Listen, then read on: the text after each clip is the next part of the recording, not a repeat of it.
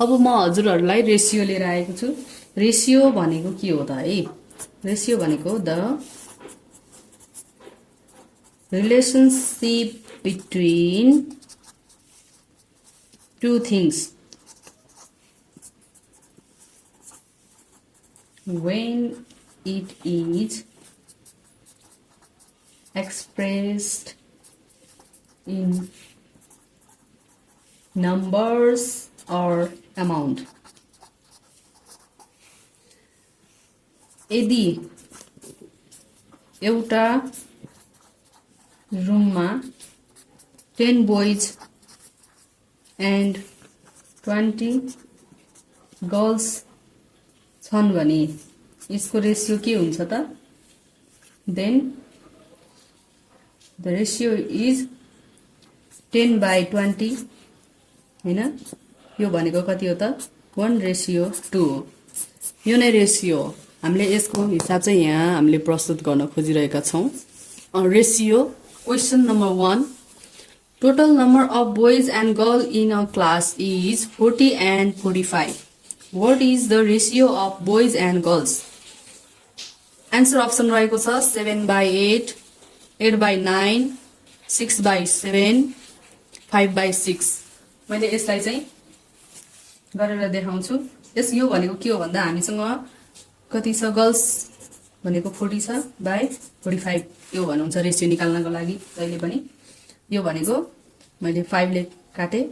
The right answer is 8/9 B. Question number 2. What is the ratio of 30 seconds and 2 minutes? The answer option is 1/2, B 1/3, C 1/4 and D 2/3. अब यहाँ हामीलाई चाहिँ 30 second and 2 minutes दिएको छ। यसलाई चाहिँ यो युनिटहरु चाहिँ सेम छैन, त्यसैले 2 मिनेटलाई हामीले सेकेन्डमै लैजान्छौं। 2 मिनेटलाई सेकेन्डमा लैजाँदाखेरि 2 * 60 सेकेन्ड हुन्छ। यो भनेको 120 सेकेन्ड भयो। अब हामीले यसलाई चाहिँ 30:120 गर्छौं, अथवा यो भनेको के हो त 30/120 हो। यसलाई चाहिँ गर्दा 31 30 120। यसको रेशियो भनेको कति भयो? 1/4। The answer option C is right. Question number 3. What is the ratio of 250 meter and 1 kilometer? है यहाँ पनि युनिट सेम छैन, यहाँ पनि मिटर छ अनि किलोमिटर छ। यसलाई पनि यो युनिटलाई पनि हामी सेम गर्छौं। पहिला आन्सर अप्सनमा दिएको छ 1/4, B 2/4, C 3/4, D 1/2। अब मैले 1 किलोमिटरलाई मिटरमा कन्भर्ट गर्दिन्छु। Equal 1000 metre. अब यो भनेको नै कति हो त? 1000 मिटर भयो। यो भन्ने के भनेछ भन्दा 250:1000 हैन?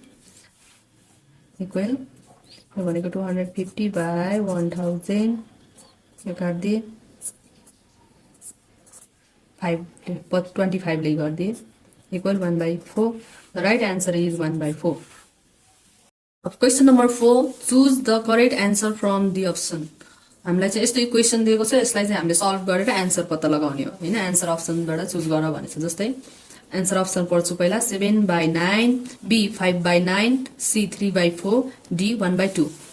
यो हाम्रो इक्वेसन छ 6/9 प्लस 1/3 इक्वल के हुन्छ भनेर भनेछ। यसको आन्सर पत्ता लगाउने हो। जस्तै यो भनेको के हो त भन्दा हामीले योलाई चाहिँ कमन सेम बनाउनु पर्यो, त्यसैले एलसीएम लिन्छौं। 6/9 भनेको चाहिँ 1 * 9 * 1 प्लस 1 * 3 कति हो त? यो भनेको 3 * 3। यसो गर्दाखेरि हामीले तलको हर चाहिँ हामीले बराबर बनाउन सक्छौं अनि बल्ल हामीले चाहिँ एड गर्न सक्छौं, नत्र हर बराबर नभइकन एड गर्न सकिन्न। अब यो भनेपछि कति भयो? 6/9 प्लस 3/9 भयो। बल्ल हामी एड गर्न सक्छौं है। यो दुईटाबाट 9 भयो। and 6 plus 3 equal 9/9 equal यसको आन्सर कति भयो त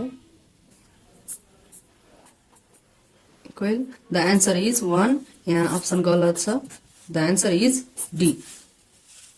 Number 5 choose the correct answer from the option हामीसँग अप्सन छ 1/3 B 1/4 C 1/2 D 6/18 अनि हामीसँग इक्वेसन छ 2/4 मल्टिप्लाई 3/6 इक्वल वाट है यहाँ डाइरेक्ट मल्टिप्लाई गरे हुन्छ यो चाहिँ 2 into 3/4 into 6 हैन अब 6 यस्तो गरे नि भयो अथवा यहाँ माथिबाट तलबाट तल काट्दिने हुन्छ यो भनेको equal the right answer is 1/4 the right answer is B